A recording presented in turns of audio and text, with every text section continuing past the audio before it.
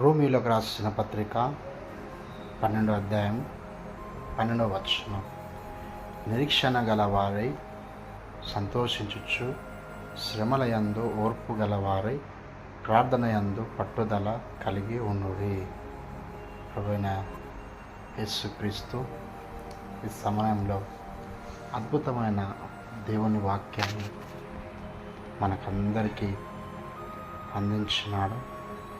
నిజంగానే మరి మనిషి జీవితంలో సంతోషాన్ని కోల్పోయి, ఒకవేళ వారి జీవితంలో శ్రమ ఎదురైతే ఆ శ్రమను బట్టి మనిషి ఎంతగానో ఏం చేస్తాడంటే కృంగిపోతాడు కదా. ఇక్కడ ఆ శ్రమను బట్టి దేవుడు ఏం మాట్లాడుతున్నాడు? ఓర్పు గలవారై ప్రార్థన యందు పట్టుదల కలిగి ఉండుడి అంటున్నాడు. నిజమే కదా. దేవుడు మనిషి జీవితంలో శ్రమలను కొన్ని రకాల వల్ల అనుమతిస్తాడు. ప్రియ సహోదరుడా, అవి మన స్వంత పాపాల నుండి కావచ్చు. నిజమే. ఎందుకంటే ఏ పాపము, ఏ శాపము, మరి మీరు బతుకుతున్న బ్రతుకులో మరి మీరు చేసిన ప్రతి పాపము ఏదో ఒక రోజు శ్రమగా, ఏదో ఒక రోజు ఒక నిందగా, ఏదో ఒక రోజు మిమ్మల్ని ఆ సంతోషాన్ని పొందుకోలేక మరి మీ జీవితంలో దిగజార్చబడే ఆ యొక్క పరిస్థితికి తీసుకొని వస్తుంది.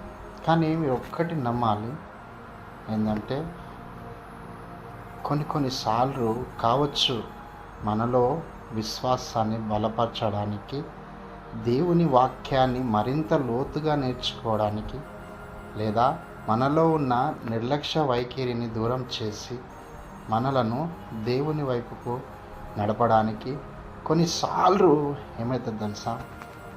శ్రమ అనేది దేవుని శిక్ష, లేదా ఆయన మన జీవితంలో అనుమతిస్తాడు కదా. మరి అట్లాగూ దేవుడు అనుమతించిందంటే, అనుమతించిన ఆ యొక్క శ్రమను బట్టి దేవుడు ఏం చెప్తున్నాడు? ఆ శ్రమ సంతోషించుచు, నిరీక్షణ గలవారై సంతోషించుచు, శ్రమయందు ఓర్పు గలవారై ప్రార్థనయందు పట్టుదల కలిగి ఉండుడి అని రోమీయులకు రాసిన 12:12 సెలవిస్తున్నారు. నిజమే.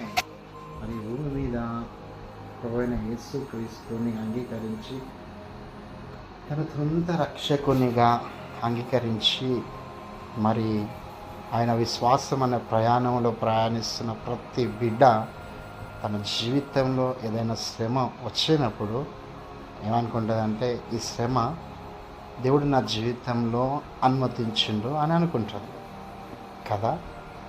మరి అదే ప్రభువైన యేసుక్రీస్తు యొక్క రక్తంలో కడగబడని లేని వాళ్ళు ఏమనుకుంటారంటే, మరి ఏ సమయంలో నేను ఏ పాపం చేస్తున్నానో ఆ పాపము నా ఎంత తిరుగుతుంది, నాకు ఏం చేస్తుందంటే అది గలిబిలిగా చేస్తుందని వాళ్ళు అనుకుంటారు కదా.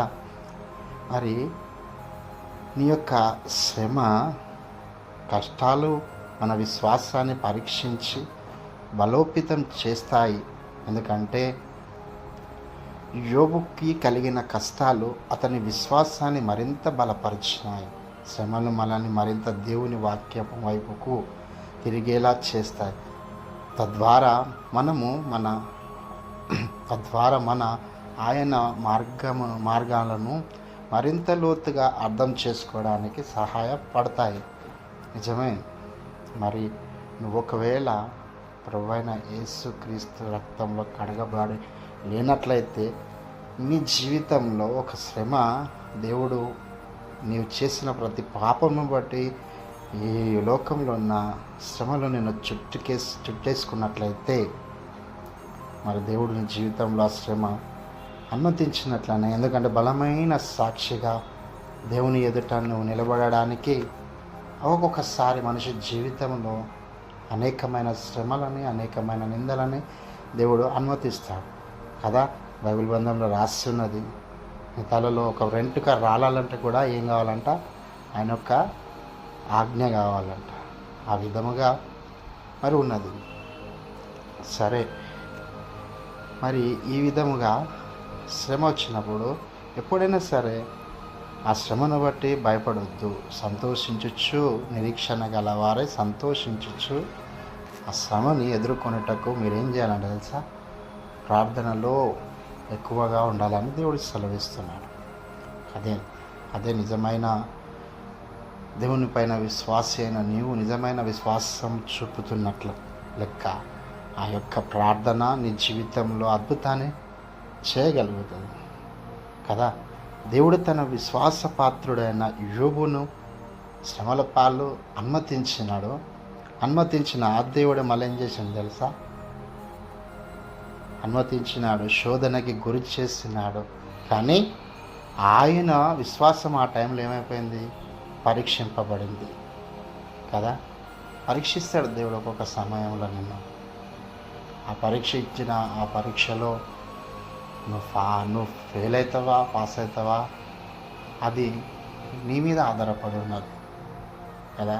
కొన్నిసార్లు మన జీవితంలో ఎటువంటి శ్రమ, ఎటువంటి నింద, ఎటువంటి భయంకరమైన పరిస్థితి అయినను మరి మనుష్యులే విశ్వాసమైన మన దగ్గరికి వారి శ్రమను బట్టి వారు మన దగ్గరికి వచ్చి కన్నీరు కార్చినప్పుడు మరి వారు ఎందుకు వస్తారు మన దగ్గరికి? మనమేమో వాళ్ళకి ఏదో ఉపయోగకరమైన పనులు చేసి వాళ్ళని దానిలో నుంచి తీసి పడేస్తామేమో అని రాదు.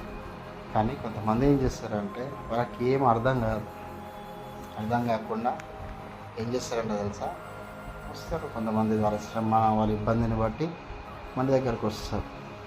అప్పుడు దేవుడు సెలవిస్తున్నాడు. ఇదే రోమియోలకు రాసిన 12వ అధ్యాయంలో 16వ వచనంలో సెలవిస్తున్నాడు. ఏమనంటే మనం ఎవరితో ఎట్లా ప్రవర్తించాలో దేవుడు మన బైబిల్ అయిన లేఖనాల ద్వారా దేవుడు ఆల్రెడీ మనకు నేర్పిస్తూనే ఉన్నాడు.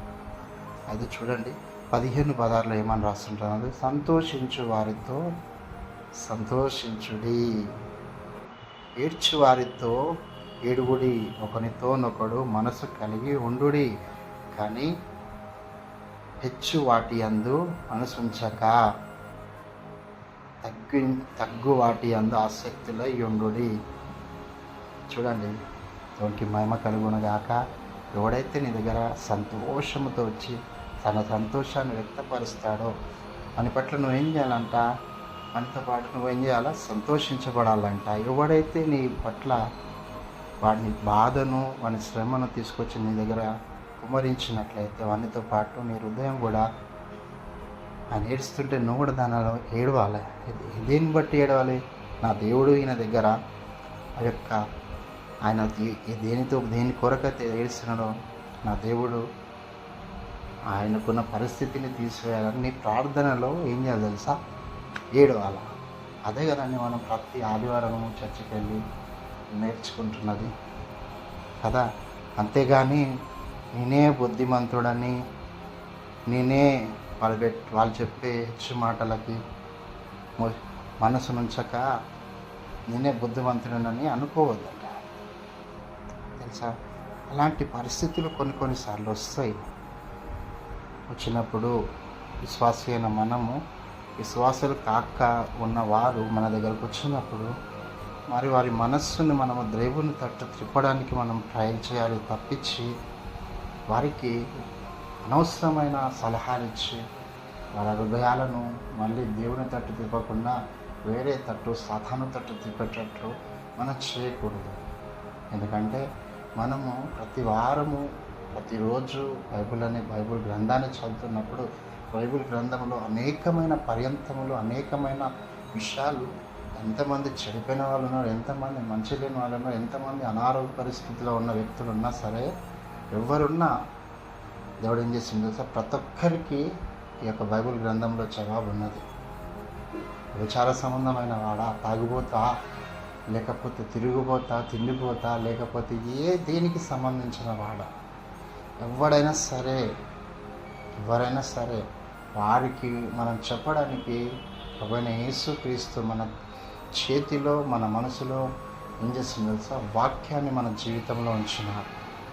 విశ్వాసైన నీవు అవిశ్వాసలా మాట్లాడకుండా విశ్వాస సహితమైన తీరుతో దేవునిలో నిలబడినట్లయితే, మరి ఎవరైతే నీ దగ్గరకు వచ్చినప్పటికీ వారి పరిస్థితి శ్రమ, అవును వారికి శ్రమ ఎందుకు వచ్చింది? ఆ శ్రమ దేవునిలో నువ్వు అద్భుతమైన అడుగులు వేయటకు ఆ శ్రమ నీకు ఒక విధమైన తీరుగా సహాయపడుతుంది. యోబుకు జీవితంలో అనుమతించిన విధముగా దేవుడు అన్ని పోయినాయి యోబు విషయంలో, కానీ మరలా దేవుడు ఏం చేసిండు? అనుగ్రహించిండు. ఏ నిస్సహాయ స్థితిలో, హల్లెలూయా, ఏ నిస్సహాయ స్థితిలో నీ దగ్గరికి ఏ మనుష్యుడు వచ్చినా, మన దగ్గరికి ఎవరున్నా, ఏ పరిస్థితిలో వారు అడుగులు పెట్టినా, ఎంతసేపు మనము వారిని దేవుని తట్టు తిప్పడానికే మనము మన జీవితాన్ని వాళ్ళకి అర్థమయ్యేటట్లు చెప్పే విధంగా మనము ఉండాలి తప్ప, మనం మన దేవుని దగ్గర నుంచి ప్రేమ, అనురాగం, ఆప్యాయత, కృపా, సమాధానం, నెమ్మది పొందుకొని ఉన్నాం. ఆ నెమ్మదిని వాళ్ళు మంచులాగున మనం సహాయపడాలి తప్ప, సహాయపడకుండా నీ జీవితంలో, నీ కుటుంబము, నీ ఇల్లు, నీ పిల్లలు అనుకొని నీవైనా సరే నేనైనా సరే జీవించినట్లయితే, మనము నేర్చుకున్న దేవుడు మనకిచ్చిన ఆధిక్యత, దేవుడిని పిలిచిన పిలుపుకి అస్సలు సంబంధం లేదు. సున్నా ఈ యొక్క చిన్న వాక్యం దేవుడు దీవించి ఆశీర్వదించును గాక. ఆమేన్.